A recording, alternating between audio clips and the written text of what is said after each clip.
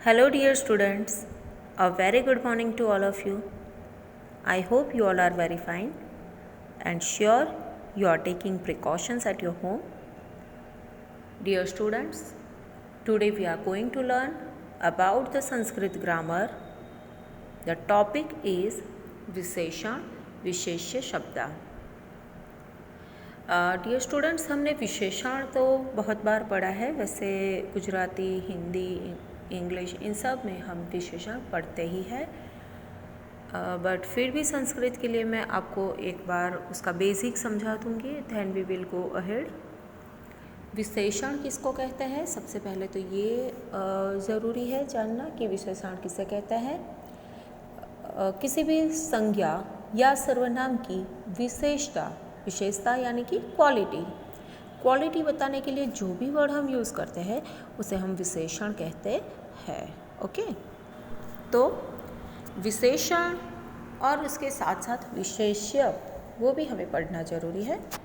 जिस शब्द से संज्ञापद की विशेषता प्रकट होती है वह शब्द विशेषण कहलाता है, और जिस शब्द की विशेषता प्रकट होती है वह विशेष्य कहलाता है. ओके, विशेषण विशेष्य के अनुसार ही गुणों वाला होता है, अर्थात विशेष्य का जो लिंग, वचन और विभक्ति होती है, विशेषण का भी वही लिंग, वचन और विभक्ति होती है. वैसे भी संस्कृत में कहा गया है, यल लिंगम यद वचनम या च विभक्ति ही विशेष्यस्य तल लिंगम तद वचनम सा च विभक्ति ही विशेषणस्य. मतलब कि विशेष्य की जो भी वचन, विभक्ति या लिंग जो होता है वही लिंग, वचन और विभक्ति विशेषण की भी होती है. यहाँ पर एग्जाम्पल दिया है, यथा पुल्लिंगम सुंदरः बालकः, स्त्रीलिंगम सुंदरी बालिका, नपुंसकलिंगम सुंदरम वनम. वैसे ही दूसरे एग्जाम्पल्स भी है, शोभनो ग्रंथो शोभने पत्रिके शोभने पुस्तके, महान ग्रंथः महती नाटिका महत् नगरम, लघुः कथः लब्धि कथा लघु काव्यम, श्रेष्ठतमः पुरुषः श्रेष्ठतमा नारी श्रेष्ठतम पुष्पम. ओके, तो यहाँ पर हमने क्या देखा कि संस्कृत में विशेष्य के अनुसार ही विशेषण में लिंग, वचन व विभक्ति प्रयुक्त होती है. जैसे कि उत्तमः पुरुषः, उत्तमा स्त्री, उत्तमं धनम, एकः छात्रः, एका छात्रः, एकम फलम. तो वैसे ही हम दूसरे एग्जाम्पल्स देखकर और उसको समझकर विशेषण का प्रयोग करना सीखेंगे. यहाँ पर उदाहरण दिए हैं, आप एक बार पढ़ लेंगे. राम सुंदर है, फल मीठा है, फल मीठे हैं, सब फल मीठे हैं, एक लता कोमल है, दो लताएं कोमल है, सब लताएं कोमल है, एक सुंदर बालक, एक सुंदर लड़की, एक सुंदर फूल. यहाँ पर क्या दिया है? सुंदर, मीठा, मीठे, कोमल, सुंदर, ये सब क्या है? यहाँ इन सब सेंटेंस में ये सब विशेषण है. किसके लिए यूज़ किए गए हैं विशेषण? तो राम, फल, लता, बालक, लड़की, फूल, ये सब के लिए यहाँ पर ये विशेषण यूज़ किए गए हैं, इसलिए ये जो वर्ड्स है वो विशेष्य होंगे. अब यहाँ पर हम इनका संस्कृत में प्रयोग देखेंगे. राम सुंदर है, तो संस्कृत में राम जो है वो अकारांत पुल्लिंग है. हमने विभक्ति के टेबल्स आगे पढ़े हैं बच्चों, आप लोगों को पता होना चाहिए, आप लोगों को ये आपके पास ये नॉलेज होना चाहिए कि अकारांत पुल्लिंग, इकारांत पुल्लिंग, जैसे मैंने आपको समझाया था वैसे ही पुल्लिंग, स्त्रीलिंग और नपुंसकलिंग के सब विभक्ति के जो रूप थे वो आपको याद रखने पड़ेंगे, तभी आप यहाँ पर उसका यूज़ कर पाओगे. जैसे यहाँ पर रामः वो अकारांत पुल्लिंग है, एक वचन है. रामः शोभनः अस्ति, यहाँ पर सुंदर का मीनिंग होता है शोभन. बट यहाँ देखो रामः, तो राम जो है वो संज्ञा है वो जो करता है, मतलब यहाँ पर नाउन जो है उसके हिसाब से मैंने आपको आगे भी समझाया कि उसकी लिंग वचन और विभक्ति को ही विशेषण के वर्ड्स जो है वो फॉलो करता है। मतलब राम की जो संज्ञा है उस संज्ञा की जो भी विभक्ति वचन है वही विशेषण के साथ ज्वाइन होंगे। जैसे यहाँ शोभनः तो रामः शोभनः। वैसे ही फल मीठा है तो फलम, वो नपुंसकलिंग का आ गया आकारांत, तो उसका हमारा फलम होगा तो फलम मधुरम अस्ति। तो यहाँ पर फलम की जो भी है संज्ञा विभक्ति वचन वही हम मधुर के साथ लगाएंगे तो मधुरम हो जाएगा। अब यहाँ पर फल मीठे हैं, हमें 2 फल मीठे हैं ऐसे लेने हैं, द्विवचन लेना है तो मतलब फले मधुरे स्त। अब यहाँ पर द्विवचन है तो अस्ति का सह हो जाएगा।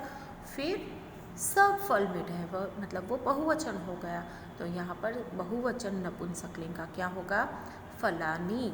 तो फलानी अगर है तो उसका विशेषण भी उसकी तरह ही विभक्ति वचन में होगा, यानी कि मधुराणी। और बहुवचन है इसलिए यहाँ अस्ति का संति हो गया है के लिए यहाँ पर एक वचन में अस्ति, द्विवचन में स्तः और बहुवचन में संति यूज करते हैं। ओके, वैसे ही दूसरे एग्जाम्पल है, एक लता कोमल है, 2 लताएं कोमल है, सब लताएं कोमल है। यहाँ पर भी सेम ही है बट यहाँ पर लता जो है वो स्त्रीलिंग है तो स्त्रीलिंग की विभक्ति वाला चार्ट हमें देखना है कि भाई लता तो मतलब वो स्त्रीलिंग है, आकारांत है, एक वचन है तो यहाँ पर लता तो लता का विशेषण भी होगी कोमला।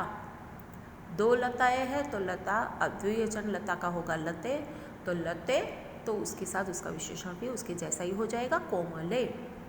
सब लताएं यानी कि प्लूरल है, यहाँ पर बहुवचन है तो लताहा कोमलाहा।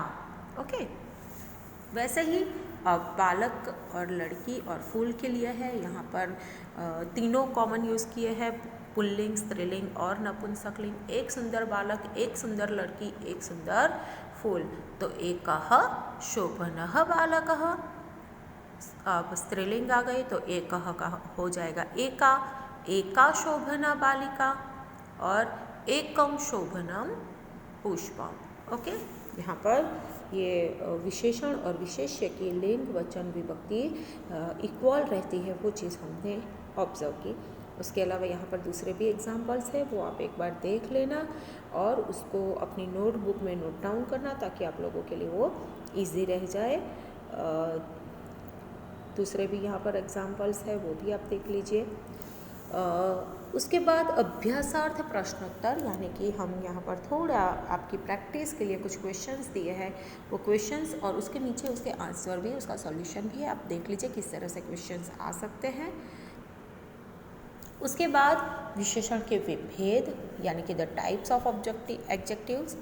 विशेषण मुख्यतः 6 प्रकार के होते हैं: गुणवाचक विशेषण, संख्यावाचक विशेषण, परिमाणवाचक विशेषण, संकेतवाचक विशेषण, व्यक्तिवाचक विशेषण और विभागवाचक विशेषण। ओके, तो संस्कृत के ये जो 6 टाइप्स है वो हम एक बार देख लेंगे। किसी वस्तु के गुण तथा तुलनावाचक शब्द गुणवाचक विशेषण होते हैं। मतलब किसी भी संज्ञा की किसी क्वालिटी, संज्ञा के लिए कोई क्वालिटी जब हम बताते हैं तो वो क्वालिटी के साथ उसकी जब कंपेयर करते हैं तब वो क्वालिटी वाला जो वर्ड होता है वो गुणवाचक विशेषण होता है। जैसे यहाँ पर बालक है तो बालक के कंपैरिजन, बालक की बात की गई है कि बालक कैसा है, तो बालक सुंदर है, सुंदरः बालकः। तो इस तरह से यहाँ पर बालक की क्वालिटी बताई है तो वो गुणवाचक विशेषण हो जाएगा। उसके बाद संख्यावाचक विशेषण, संख्यावाचक में नंबर्स हो सकते हैं, कितने हैं, ये क्वेश्चन का आंसर उसमें मिलेगा। यथा एकः छात्रः पंच बालिकाः। ओके, तो मतलब एक छात्र है, 5 बालिका है, इस तरह से मतलब कितने नंबर्स में जब उसको अलग से एक्सप्लेन किया जाता है तब वो नंबर वाला जो विशेषण होता है उसको हम संख्यावाचक विशेषण कहेंगे। फिर परिमाणवाचक यानी कि मेजरमेंट भी कह सकते हैं, थोड़ा, ज़्यादा, कम, इस तरह से जब भी हम वो एग्जैक्टली नंबर्स में नहीं होता है, हम सिर्फ उसको परिमाण में यूज़ करते हैं तो ऐसे शब्द को हम परिमाणवाचक कहेंगे। जैसे कि यहाँ पर अल्पम जलम। ओके, इस तरह से संकेतवाचक विशेषण, जो विशेषण संज्ञा की ओर संकेत करते हैं, जैसे कि संज्ञा यहाँ पर बालक है तो यहाँ पर बालक की ओर हम संकेत करते हैं कि साहा बालकः। सह बालकः, सा बालिका। ओके, तो ये संकेतवाचक विशेषण हो गए। फिर व्यक्तिवाचक विशेषण हो गया। व्यक्तिवाचक यानी कि हमने जातिवाचक और व्यक्तिवाचक विशेषण आगे पढ़े थे। तो प्रॉपर नाउन जिसको हम कहते हैं भारतीयः पुरुषः, इस तरह से उसका एग्जाम्पल भी है। विभागवाचक विशेषण यथा, प्रत्येकम, जनम, यहाँ पर सब है या थोड़े है या कौन है, कितने हैं, उसका विभाग जब मतलब निकालते हैं तब वो विभागवाचक विशेषण कहलाता है। तो डियर स्टूडेंट्स, इस तरह से हमने विशेषण पढ़े हैं। आप एक बार देख लेना और उसकी प्रैक्टिस करते रहना ताकि एग्ज़ाम में आपको कहीं पर कोई भी डिफ़िकल्टीज ना आए। ओके, आई होप आप सबको बहुत अच्छे से समझ में आ गया होगा। Thank you.